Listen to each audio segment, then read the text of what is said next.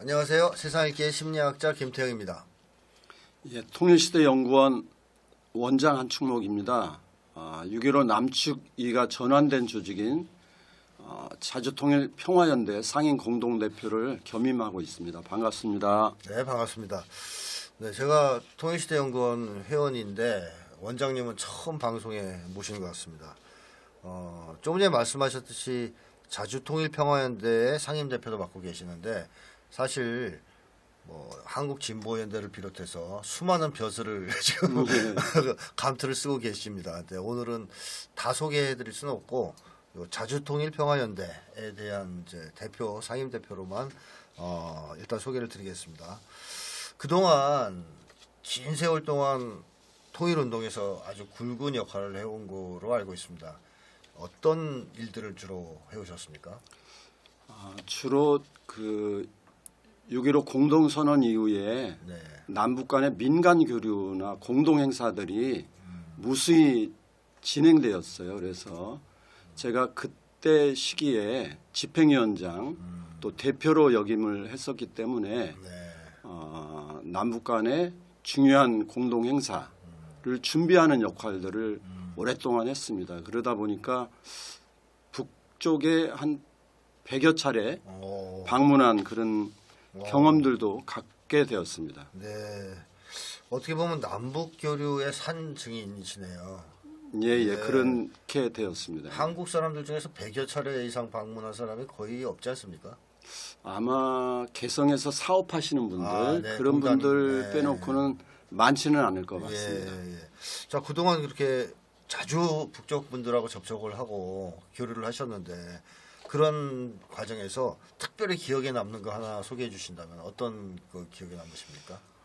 그 아리랑 축전이라는 게 있어요. 네. 예, 그 근데 매스게임 말씀하시는 맞습니다. 네. 그 아리랑 축전을 북측에서 남쪽에 공개하겠다 이렇게 네, 맞습니다. 천명하고 예. 그것을 북측에서 저한테 남쪽 조직하는 역할을 해달라 이렇게 해서 네네. 제가 그 일을 맡아서 했어요. 그래서 당시에 아시아나 네. 항공사랑 25차례 정도 전세 계약을 네. 맺어서 네. 한 5천여 명 정도를 평양으로 아리랑 축전 참관하러 그 조직해서 보낸 적이 있었는데 그게 기억에 남고요. 네. 또 하나는 2005년에 인천에서 아시아 육상 대회가 있었어요. 네, 기억납니다. 네. 그때 그 사실 북에서 응원단을 보내는 것을 제가 좀 인천시하고 사업을 했는데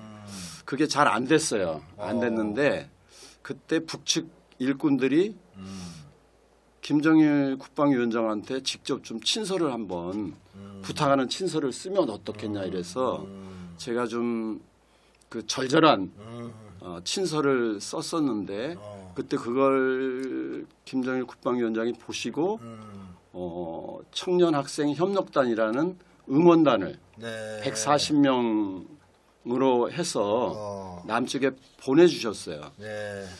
그때 아마 그 남쪽 언론에도 많이 알려져 있는데 금성 학원 다니셨던 리설주 여사가 그때 그 응원단으로 방문했었죠. 그래서 같이 그때 여러 행사들을 함께 했던 그런 기억이 있습니다. 이 아리랑 축전은 그러면 인천의 육상대회 전이죠?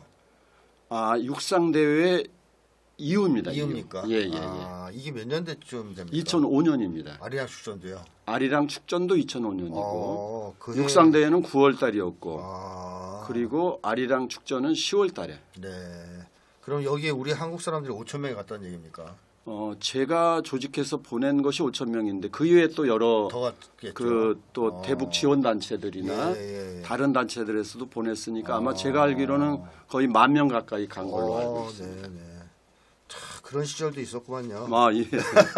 맞습니다. 네, 그래서 그리고 북쪽에서 그때 내려왔던 그 청년들 응원단 이 남쪽에서 큰 화제가 됐었거든요. 맞습니다. 네. 그때 사실 아시아에서 하는 육상 대회라는 게 육상대회는 주로 서양 사람들이 잘하잖아요. 네, 그렇죠. 그러니까 네, 네. 아시아 육상대회가 그렇게 각광을 받지는 네. 못한 때였어요. 네. 근데 그때 인천에 그 북에 응원단이 오면서 확 떴죠. 그 뭐 네. 그 월드컵 경기장이 뭐 꽉 차서 네, 네. 흥행으로는 뭐 최고였다고 예, 봐요. 세계적으로도 주목을 뭐 엄청 맞습니다. 받았고요. 자, 이런 뜻깊은 일들을 쭉 하셨는데 올 초에 북에서 소위 이제 중대 발표를 했습니다. 남북 관계를 과거와는 달리 민족 관계가 아니라 교전 중인 적대국 관계로 이렇게 선포하는 중대 발표를 했거든요. 그래서 이 발표를 들으시면서 어떤 생각을 하셨습니까? 우선은 사실 저 역시도 민간 차원에서 중요한 역할을 한 당사자로서 좀 반성적인 평가를 우선 많이 하게 됐고요. 네. 그리고 그 발표를 보면서 올 것이 왔다 이런 생각을 좀 했었어요. 예. 그러니까 공동선언이 여러 번 있었지만 김대중 대통령이 했던 6.15 공동선언은 그래도 어려움 속에서 저는 김대중 대통령이 지키기 위한 노력들을 많이 했죠. 나름 열심히 했다고 네, 저는 생각합니다. 네, 네. 부족한 건 있었겠지요. 네, 그러나 그 당시 미국의 대통령이 부시였는데 네, 네. 그래도 나름 열심히 했다고 생각하고요. 그러나 문재인 대통령께서는 사실 국민적인 압도적 지지를 받고 있었고 그리고 국회도 거의 3분의 1을 네. 장악하고 계셨는데 네. 그런 막강한 힘을 갖고 있었던 것에 비춰보면 했던 약속들을 거의 하나도 지키지 알았죠. 않았습니다. 네. 그래서 사실은 야 저렇게 큰 소리는 쳤는데 네. 그 약속은 어느 것도 이행되지 않고 있는 이것에 대해서 과연 북이 얼마나 참을 수 있을까 그런 생각을 많이 하고 있었는데 네. 역시나 북에서 중대 발표를 하면서 이제 남과는 평화도 통일도 함께 논의할 수 없다. 논의하지 않겠다 이렇게 네. 발표를 해서 처음에는 참 당혹스럽고 당황했지만 네. 올 것이 왔다 그런 생각을 좀 했었습니다. 자, 뭐 어쨌든 참 안타까운 현실인데 북쪽에서도 뭐 북미회담에서 배신당했다 이렇게 보고 있고요. 뒤통수 맞았다고 생각하고 있고 예. 또 어떻게 보면 문재인 대통령한테도 전 대통령한테도 배신당했다고 생각할 가능성이 높죠. 거기에 윤석열 정부가 들어서고 이러면서 이런 어떤 중대 발표가 있었던 것 같은데요. 그동안에 그렇다면 남북 간의 이 정상회담이라든가 정상선언, 통일운동 이거를 한번 평가를 해보신다면 어떻게 평가를 하시겠습니까?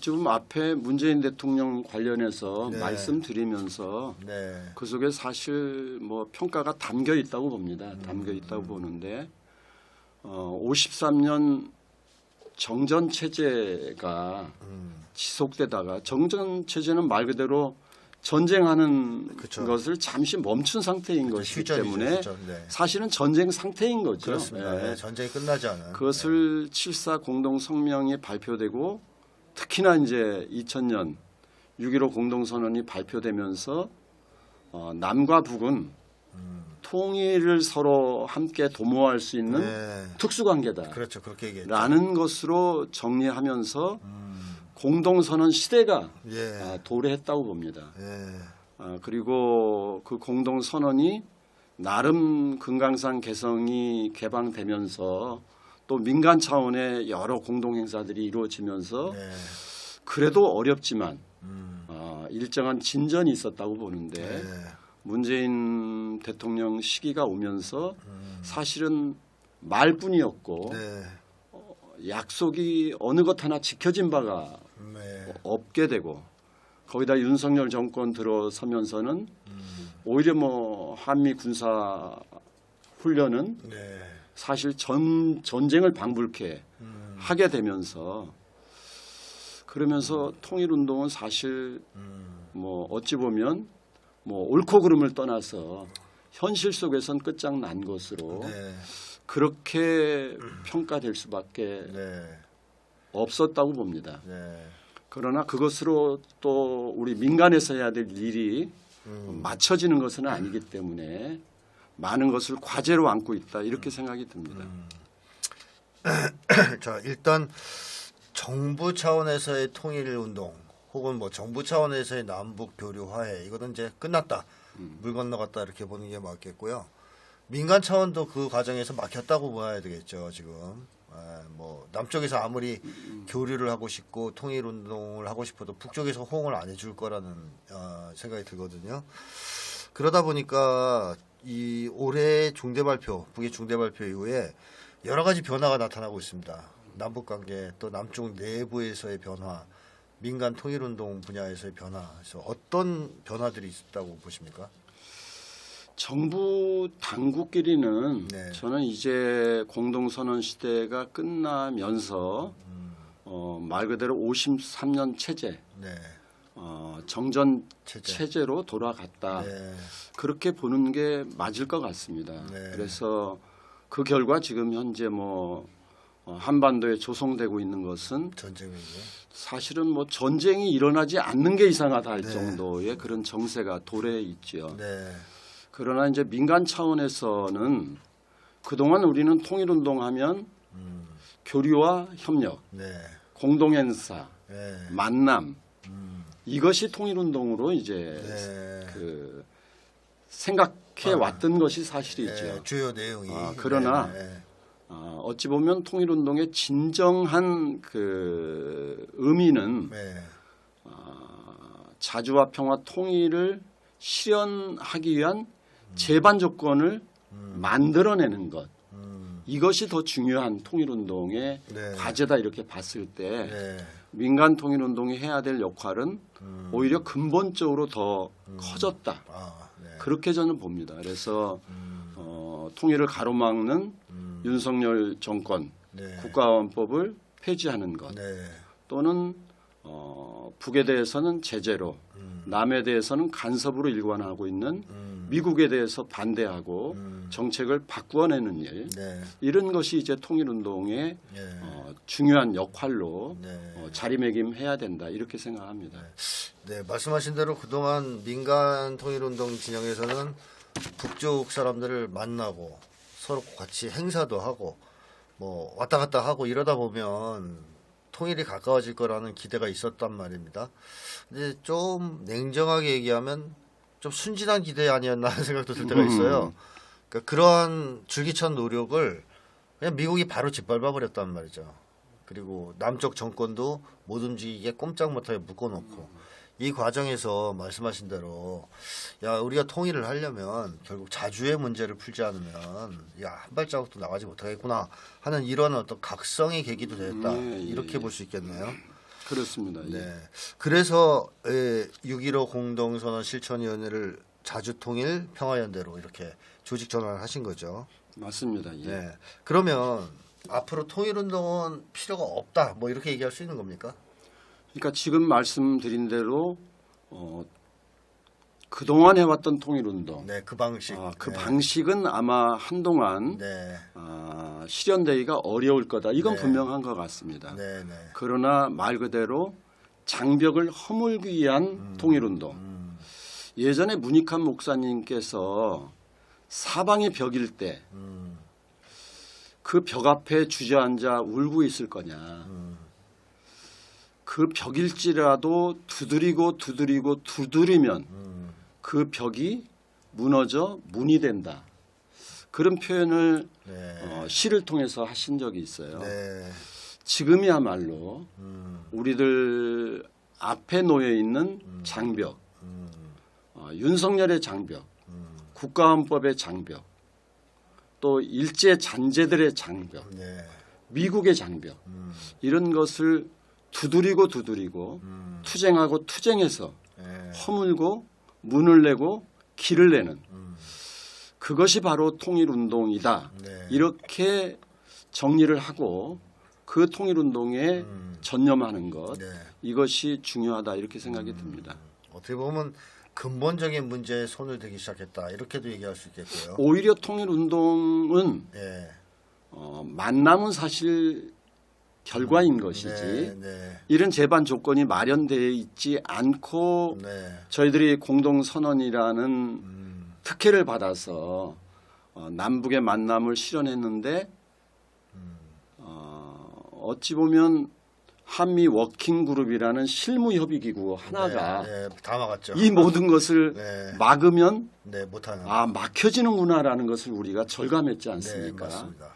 그러니까 남북 간의 정상이 한 선언과 약속조차도 한미 간의 실무그룹이 언제든지 막을 수 있다라는 어찌 보면 현실적인 경험을 한 것이 가장 큰 성과다 이렇게 보는 것이 맞을 것 같습니다. 뭐 딴 거 다 떠나서 한미 관계의 정상화 최소한 그게 돼야 통일운동의 물꼬가 트일 수 있다라는 우리가 경험을 했다 이렇게 말씀드릴 수 있을 것 같아요. 예, 당연히. 너무 종속돼 있으니까 말씀하신 대로 실무그룹 하나가 우리나라의 통일운동을 다 가로막는 결과가 나오지 않았습니까? 그러니까 예전에 저는 그 실무그룹에서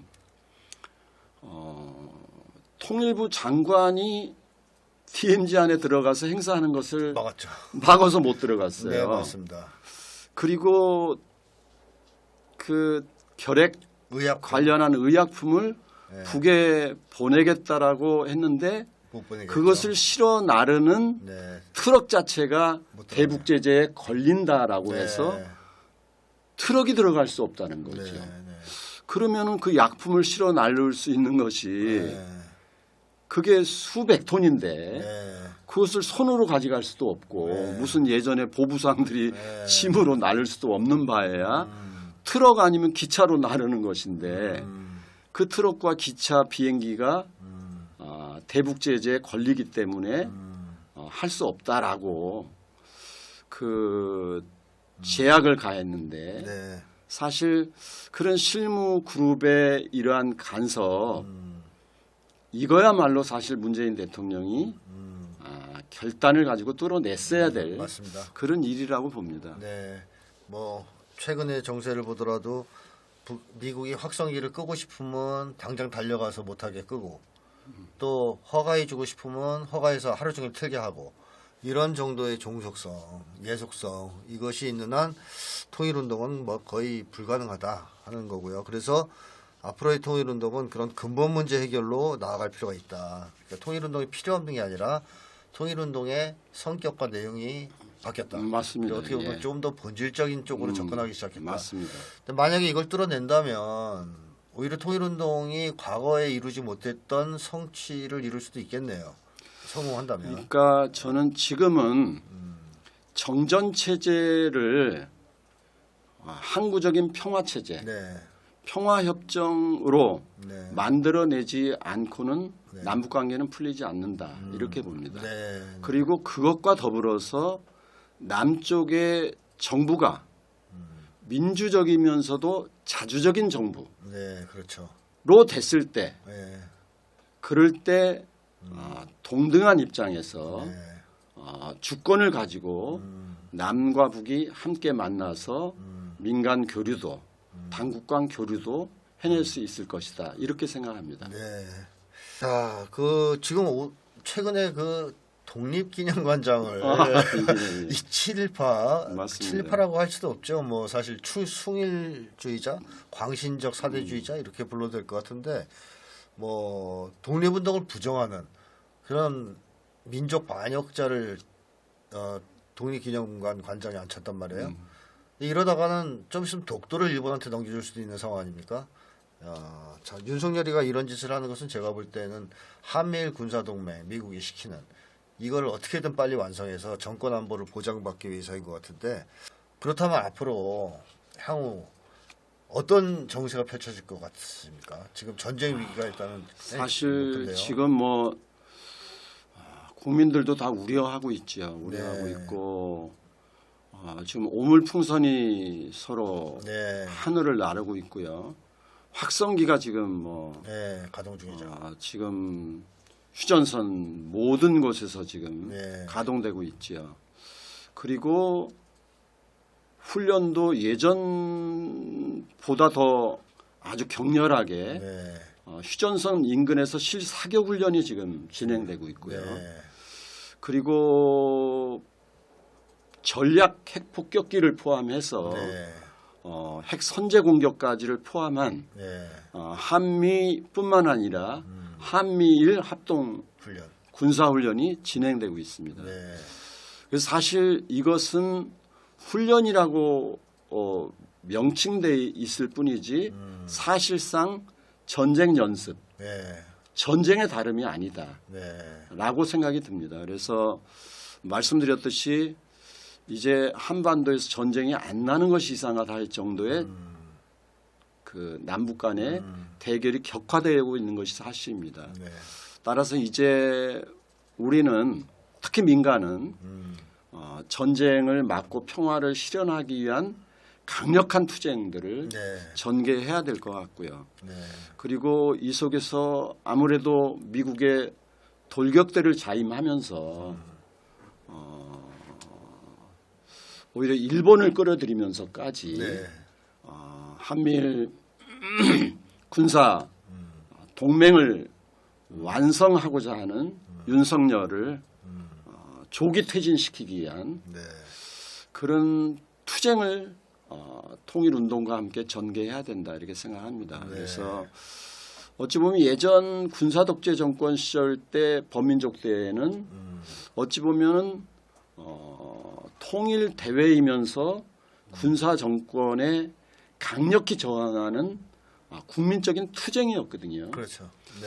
지금이야말로 통일운동은 강력한 윤석열 독재에 저항하는 투쟁이다. 네.